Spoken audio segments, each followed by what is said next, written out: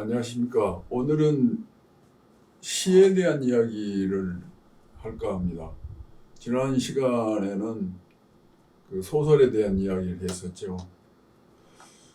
지금 계절이 봄이고 4월에서 5월로 지금 가고 있는데, 봄이면은 그 식물은 움이 트고 동물들은 짝짓기를 합니다.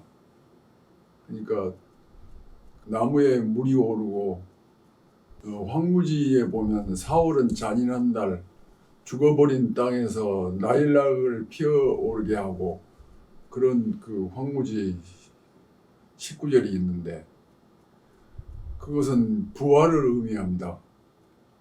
봄은 부활하는 계절이죠. 그래서 요즘 그 모든 새들이 울고, 고양이들도 아주 시끄럽게 밤이면 울곤 하는데, 그리고 울지 않던 그 산비둘기들도 울고 그렇습니다. 요즘은 그 소쩍새도 울고, 호랑 집 밖이, 흔히 어려서 귀신의 소리라고 했던 호랑 집 밖이 오호 그런 식으로 울죠. 그런 새들이 웁니다. 그것들이 이제 짝을 찾아서 그렇게 소리를 하는 거예요.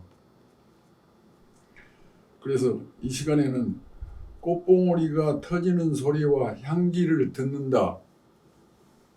그래서 여기 봐보면 제가 문향이라고 썼습니다. 우리는 그 5개의 감각기관이 있어요. 눈, 코, 귀, 피부, 그리고 혓바닥으로 이렇게 음미하는, 그런 맛을 보는 그런 감각기관이 있는데, 소리를 귀로 듣지. 그런데 우리 선인들은 한 단계 더 높여서 소리를 맛으로 보고 느끼거나 그렇게 하고, 향기를 코로 맡아야 되는데 향기를 귀로 듣는다. 그래서 문향이라는 이야기를 썼습니다. 그것은 마음으로 향기를 맡는다는 이야기도 됩니다. 그러니까 차원이 높은 그런 감각이죠.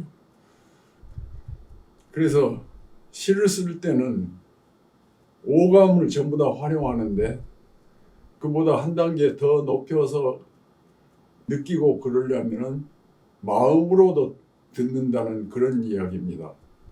요즘 봄에 아름다운 향기가 있고 그러면 코로만 맡는 게 아니라 귀로도 듣는다. 귀로 듣는다는 것은 마음으로 향기를 맡는다, 그런 이야기입니다. 그러니까 얼마만큼 그 향기에 대해서 오래 냄새를 맡고 그랬겠는가. 그래서 저는 흔히 고소한 냄새, 꽃냄새라고 그러는데, 그 냄새는 한 차원이 낮은 그런 냄새일 수 있고, 한 단계 높이 올라가면 향기라고, 향을 맡는다. 이제 한자말이기 때문에 그렇습니다만, 냄새와 향기. 그래서 고리고리한 그 부정적인 냄새들은 향기라고 말하지 않잖아요. 꽃향기. 사람에게서도 예쁜 짓을 많이 한 사람을 향기롭다고 말을 합니다. 그래서 우중충한 냄새 나는 사람보다는 향기로운 사람이 되도록 우리는 향기로운 공부를 해야 되고, 도덕적으로 어긋나지 않는 그런 향기로운 삶을 살아야 합니다. 요즘 흔히 보면 선거철에 그런 느낌을 받을 수 있는데, 냄새나는 사람들을 많이 발견할 수 있습니다. 우리는 향기로워지도록 공부를 하고 마음을 잘 닦아야 합니다.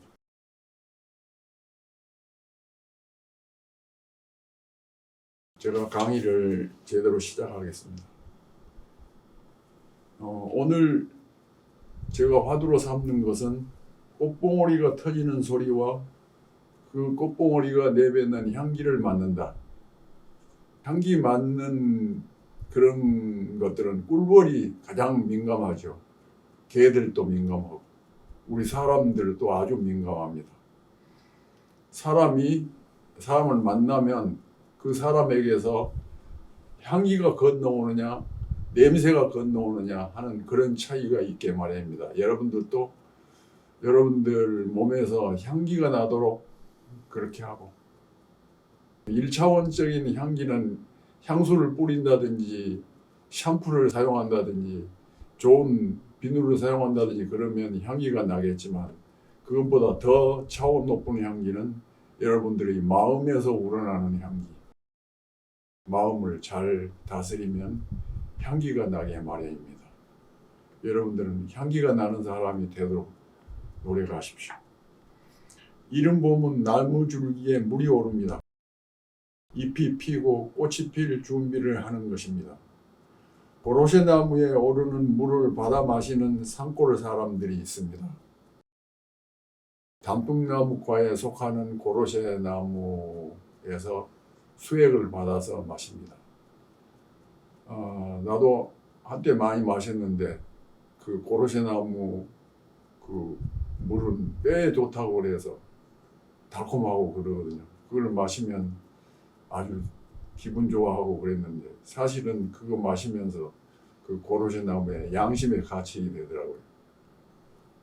저희 어머니는 99세에 돌아가셨는데 이제 10년이 이미 넘었습니다.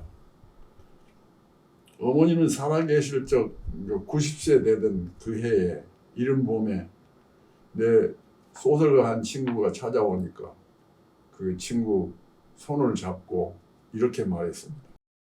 내 몸에 물 오는 소리가 들려요. 그러더라고요.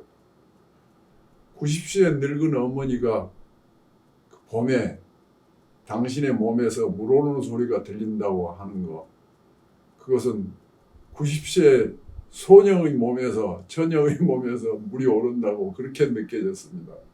아, 내 어머니가 철학자이고 시인이시구나, 그런 생각을 했어요. 봄을 흔히 여성의 계절이라고 그러는데 남성의 계절이기도 하죠. 그런데 여성의 계절이라고 한 것은 남성보다 더 피하 지방에 물이 많은 그런 생명체여서 그런 이야기가 나온지 모르겠습니다. 그런데 요즘 들어서 우리 어머니가 하던 말, 제 몸에도 물이 오르는 소리가 들립니다. 이 늙은이가 제 몸에서 물 오르는 소리가 들린다고 하니까 비웃지 마시기 바랍니다. 그래서 이런 시를 쓴 적이 있어요. 이 시는 지난 시간에 언젠가 잠깐 이야기한 적이 있는데 이 시를 다시 음미해 보겠습니다. 여러분들도 이와 같은 시를 쓰면 좋을 겁니다. 아버지의 시간은 지금 시속 85km로 달려가고 있어요. 제 딸이 한 말입니다. 이 말 맞다나 내 속에 시속 85km로 물 오르는 소리가 들립니다. 요즘 부쩍 철없어지는 나의 몸은 봄을 앓는 한편의 우울한 시가 되고 있다.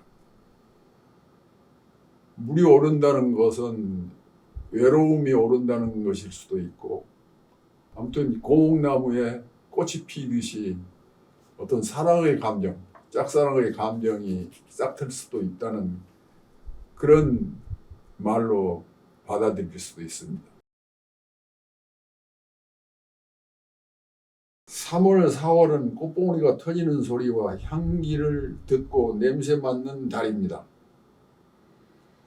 꽃이 터뜨리는 소리와 향기는 대칭의 파장으로 번지는 것이 아니고 마치 에밀레 종소리처럼 비대칭의 파장으로 번져갑니다. 파장이 불균형하게 그러면서도 어떤 균형을 가지고 파장이 일어나는 것을 비대칭의 파장이라고 하는데, 가령 에밀레 종소리 들어보면 대칭의 파장으로 울리는 게 아니라 비대칭으로 파장이 울립니다. 웅웅웅 이렇게. 마치 어린아이가 울듯이 그렇게 운다는 얘기입니다. 꿀벌은 비대칭으로 건져가는 소리와 향기를 포착하는 고감도의 귀와 코를 가지고 있습니다. 그들은 아주 먼 거리에서 날아오는 꽃의 소리와 향기를 감지하는 능력을 가졌습니다.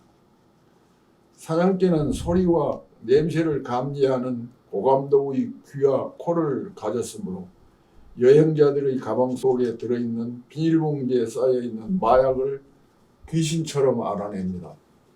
그들은 귀와 코가 잘 발달한 대신 눈은 근시라고 하는데 그게 사실인지 모르겠어요.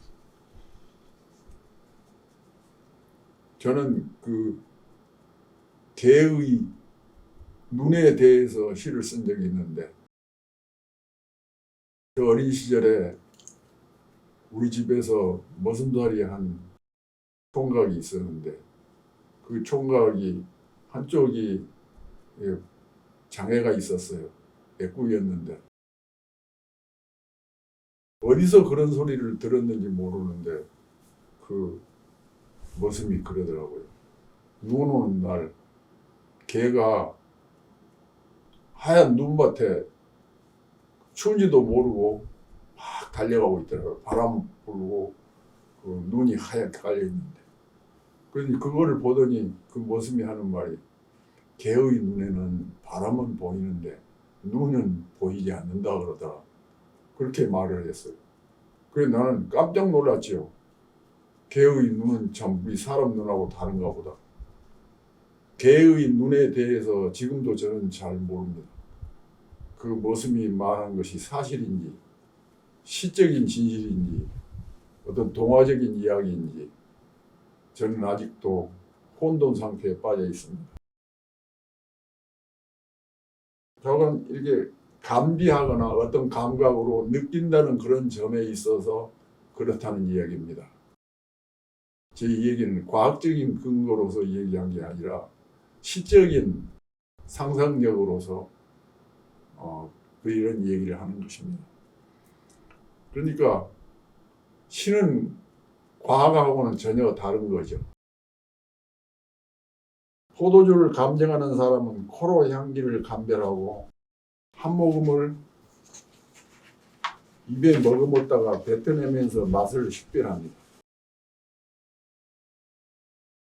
여러분들 포도주잔 보면 마실 때 코를 잔 속으로 넣게 되어 있는데 왜 그러냐 하면 향기를 맡아가면서 포도주를 마셔라. 그런 의미입니다. 고급한 포도주의 향기는 비대칭의 향기를 가지고 있습니다. 비대칭의 파장은 대칭의 파장이 뚫지 못하는 인간의 신경계를 자극하는 것입니다. 감각기관에서 말이에요. 우리 선인들은 향기를 코로 맡는 것은 1차원적인 것이고 귀로 듣는 것은 고차원적이라고 생각했습니다. 아까 제가 이야기했죠. 귀로 냄새를 맡는다는 것은 마음으로 냄새를 맡는다는 것, 바로 그런 말입니다. 그래서 문향이라는 말이 전합니다. 문향은 마음으로 맡는 향기라는 말일 수도 있습니다. 시인이나 소설가, 화가, 음악가, 요리사들은 대부분 예민한 시각, 후각, 미각, 촉각 기능을 가지고 있습니다. 대개의 감수성이 예민한 보통 사람들도 그러한 기능을 가지고 있을 수 있습니다. 젊어서는 요리를 잘하던 여성들이 늙어지면 요리를 잘 못하는 수가 있습니다. 필요 이상으로 짜게 해버릴 수도 있고 필요 이상으로 양념을 많이 쳐버릴 수도 있고 맛의 감각을 잘 모르니까 그 어머니들이 하면서는 며느리를 불러갖고 간 좀 봐봐라 그러고 말을 합니다. 사람의 감각기관도 그 나이에 따라서 늙어지기도 하는 것 같습니다. 그런데 타고난 냄새바보, 타고난 소리바보가 있습니다. 소리바보를 음치라고 하고 냄새바보는 뭐라고 따로 한 말이 있는지 모르겠습니다. 자고한 냄새바보가 있습니다. 자라다가 무슨 병으로인가 냄새바보, 소리바보가 될 수 있습니다. 냄새 바보나 소리 바보에게는 신이 마음으로 냄새를 맡는 기능을 더 발달하게 한다고 들었습니다. 그러니까 소리 바보, 귀가 먹은 사람은 눈이 더 밝다고 합니다. 왜냐하면 한 감각기관이 마비됨에 따라서 다른 감각기관이 발달하게 한 거죠. 그래서 장님들 보면 얼굴을 이렇게 만집니다. 만져가지고 전부 다 알아봐요. 그걸 만지면은 본 것보다 더 그 보면 눈물이 날 정도로 그러는데, 나는 냄새바보 소설가 한 사람을 알고 있습니다. 제 선배인데 자기가 나에게 고백을 하더라고요. 나는 젊어서 야구를 하다가 코를 다쳤는데 그 뒤로는 냄새를 모른다고. 그 의기가 남다른 그런 청소년 시절 친구하고 싸우고 야구하다가 코를 다쳤다는데 이후 냄새바보가 되었다고 합니다. 그 소설을 읽어보면 냄새에 대한 묘사가 전혀 없습니다. 그 대신 그는 다른 감각적인 묘사를 잘했습니다. 3월, 4월에는 꽃봉오리가 터지는 소리와 향기를 만끽해 합니다. 꽃들의 향기를 귀로 듣고 마음으로 음미하는 경지에 이르도록 봄을 즐길 일입니다. 냄새 바보 남자와 겨드랑이에서 악취가 나서 소박을 맞은 미모의 여성이 서로 인연하여 살아가는 슬픈 삶을 형상화한 시가 있습니다. 이 시를 지난번에 한번 제가 읽어드렸습니다. 오늘 다시 그 기억을 되살리도록 제가 이 시를 다시 한번 읽어보겠습니다. 이번에는 설명 없이 읽겠습니다.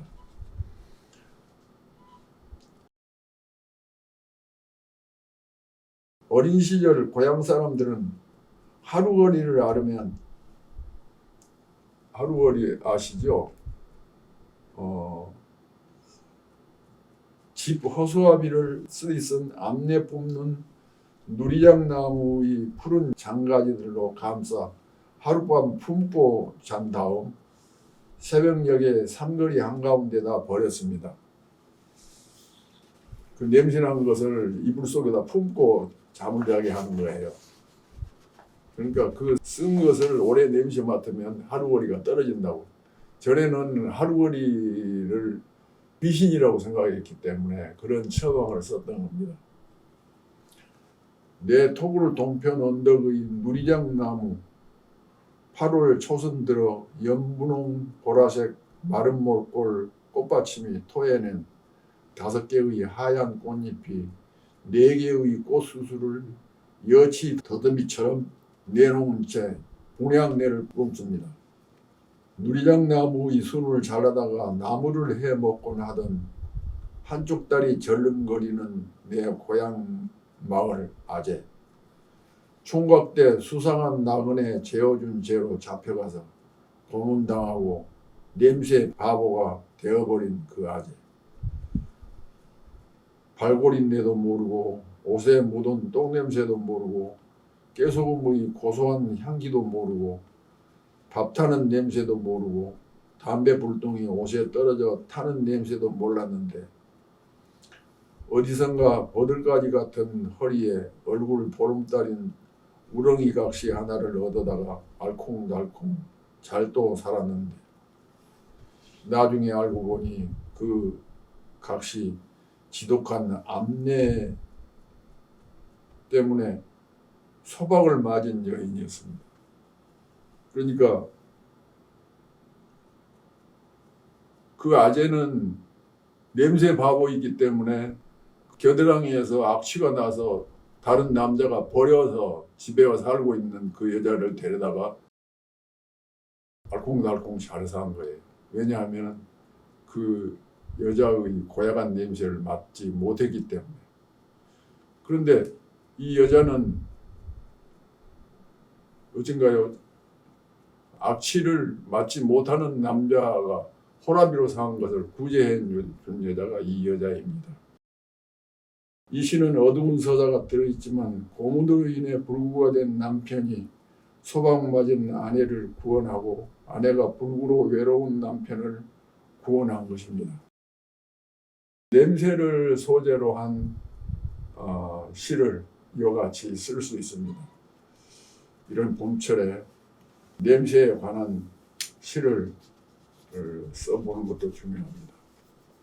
그리고 냄새뿐만이 아니라 그 생김새, 눈으로 볼 수 있는 그런 감각으로 시를 쓸 수도 있습니다. 제가 얼마 전에 쓴 갈퀴나물 꽃이라고 하는 시가 있습니다.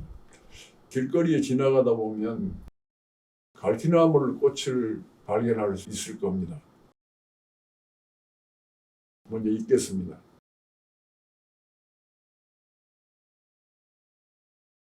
연두색 실록의 산하에 쏟아지는 찬란한 햇살이 수천억만 개의 자잘한 유리주름 되어 파들파들 너울거려서 그것들이 나를 떠나간 내 넋의 가루인 듯 슬퍼지는 한낮, 이팝나무꽃, 아카시아나무 꽃향기 수렁거리는 산책길에서 늙은 시인의 몸은 수만 마리의 나비로 해체되어 난다. 진한 보라색에 자주색이 혼용된 홀로그램 빗살의 수술 층층이 달린 캉캉 주름 치맛자락을 흔들어 긴 다리 하나를 머리 위로 축혀 올려 뻗는 무랑루즈 춤 사이에 천국과 지옥을 읽은 늙은 시인은 현기증 어린 눈으로 짙푸른 허공을 쳐다보며 투덜거린다. 짓궂은 것들아, 이 늙은이의 얼을 빼서 어쩌겠다는 것이냐. 여러분들 캉캉춤 보신 적 있죠? 여성들이 입는 치마가 이렇게 주름 치마인데 층층이 색깔이 약간씩 달라요. 빨간색을 주제로 한 그런 치마인데, 근데 그 치마를 이렇게 걷어 올리고 이렇게 한쪽 발을 들어 올리면 속내의가 보이죠. 근데 속내의를 일부러 보여주려고 예쁜 속옷을 입기 마련입니다. 그 춤꾼들은. 그러니까 갈퀴나무 꽃이 그 춤을 추는 무랑루즈 춤을 추는 캉캉 주름 치맛자락하고 비슷하게 생겼어요. 그래서 그 치맛자락을 생각해서 이와 같은 시를 쓴 것입니다. 그러니까 눈의 시각으로, 눈으로 보는 그 감각으로 이런 시를 쓸 수가 있습니다.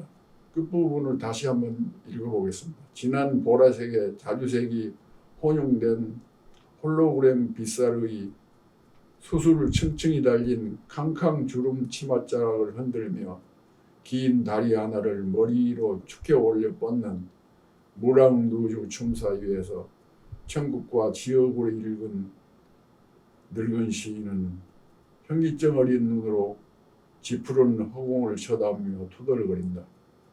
짓궂은 것들아, 이 늙은이의 얼을 빼서 어쩌겠다는 것이냐.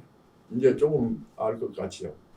그러니까 이 늙은이의 그 가슴을 서늘하게 해 주어서 어쩌겠다는 것이냐, 그런 투덜거림입니다. 좀 가엾은 그런 시죠. 오늘은 우리들이 가지고 있는 오감을 어떻게 시를 쓸 때 활용할 것인가 하는 이야기를 했습니다. 여러분들도 여러분들이 가지고 있는 감각을 통해서 좋은 시를 써보기 바랍니다. 오늘 강의 감사합니다.